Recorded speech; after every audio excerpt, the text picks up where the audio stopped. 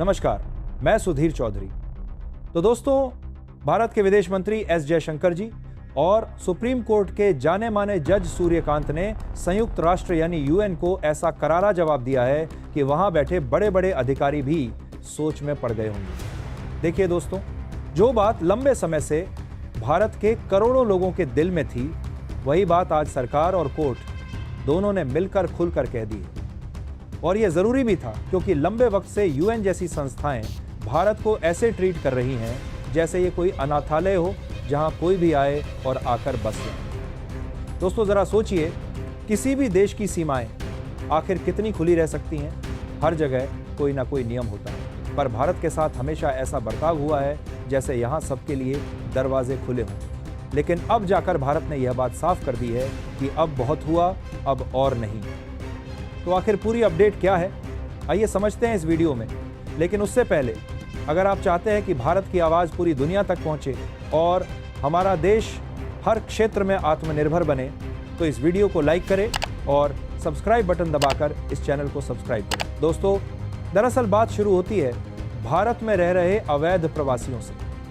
हाल ही में संयुक्त राष्ट्र की एक एजेंसी ने भारत सरकार को आदेश जैसा दिया कि भारत यहां रह रहे सभी प्रवासियों को रिफ्यूजी कार्ड यानी शरणार्थी कार्ड जारी करे, ताकि वे भारत में आराम से रह सकें। और यही शरणार्थी कार्ड अब पूरे विवाद की जड़ बन गया है।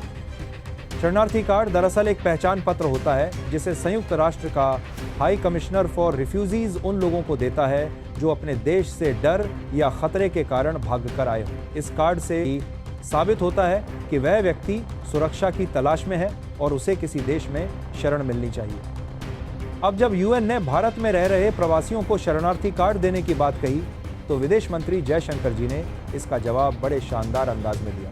उन्होंने कहा कि हाँ, जिन लोगों को वाकई खतरा हो और वे भटक रहे हों, उन्हें हमारी इंसानियत की वजह से शरण मिलनी चाहिए। लेकिन इसका मतलब ये बिल्कुल नहीं है कि पूरी दुनिया के शरणार्थियों को भारत में भेज दिया जाए। भारत के पास संसाधन सीमित हैं और पहले से ही जो बोझ है वो बहुत भारी है। जयशंकर जी ने विस्तार से बताया कि भारत ने पहले ही कई समुदायों को आश्रय दिया है, जैसे तिब्बती शरणार्थी जो 1959 से यहाँ रह रहे हैं, श्रीलंकाई तमिल शरणार्थी जो दशकों से यहाँ हैं, अफगान शरणार्थी और रोहिंग्या शरणार्थी जो म्यांमार से आए हैं। लेकिन इतने लोगों को शरण देने के बावजूद सरकार ने एकदम स्पष्ट कर दिया कि अब हर किसी व्यक्ति को शरण देने की स्थिति नहीं। अब आंकड़ों की बात करें तो भारत और यूएनएचसीआर की रिपोर्ट बताती है कि 2024 के अंत तक भारत में लगभग 2400 शरणार्थी और आवेदक पहचाने और पंजीकृत किए गए हैं। इनमें अधिकांश म्यांमार के रोहिंग्या और अफगानिस्तान से हैं। यूएनएचसीआर के कहा कि तमाम 2024 आंकड़ों के अनुसार भारत में तिब्बती शरणार्थी सहित कुल मिलाकर लगभग 63,169 लोग पंजीकृत हैं। इसमें म्यांमार से लगभग 1,823 लोग, श्रीलंका से 89,178 लोग और अन्य देशों से लगभग 693 शरणार्थी शामिल हैं।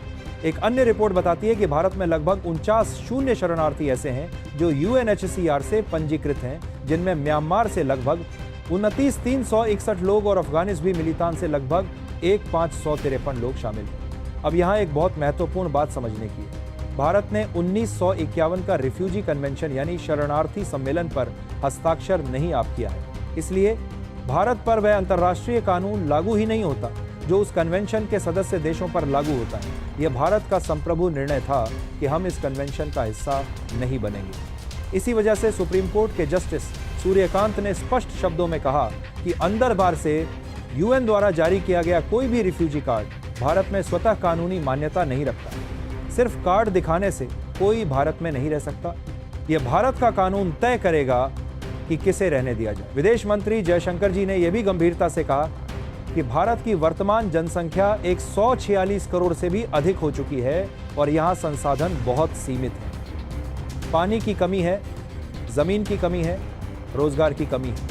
ऐसे में यह हमारी पहली जिम्मेदारी है कि पहले अपने देश के नागरिकों की देखभाल हो।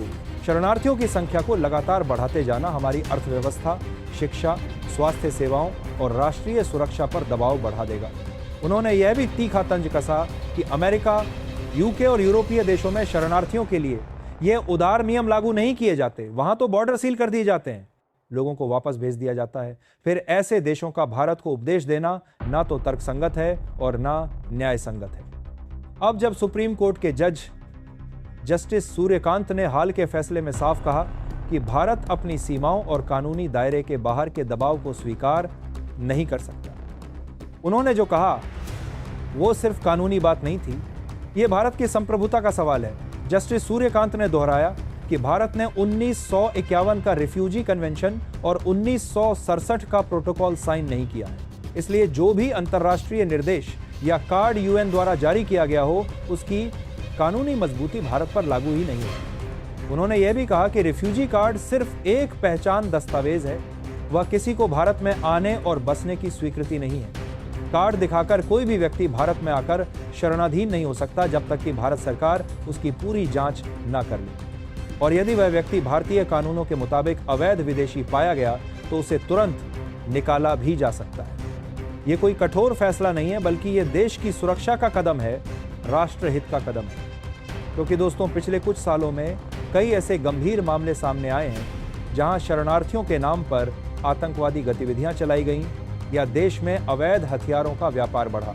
लेकिन पूरे देश में बड़ा विवाद हुआ था जब केंद्र सरकार ने सुप्रीम कोर्ट में हलफनामा दायर करके साफ कहा था कि कुछ रोहिंग्या लोग आतंकवादी संगठनों के संपर्क में हैं और वे देश की राष्ट्रीय सुरक्षा के लिए बड़ा खतरा बन सकते हैं। सरकार ने कहा था कि मानवीय आधार पर हम मदद कर सकते हैं, लेकिन राष्ट्रीय सुरक्षा सबसे ऊपर है, उससे कोई समझौता नहीं किया जा सकता।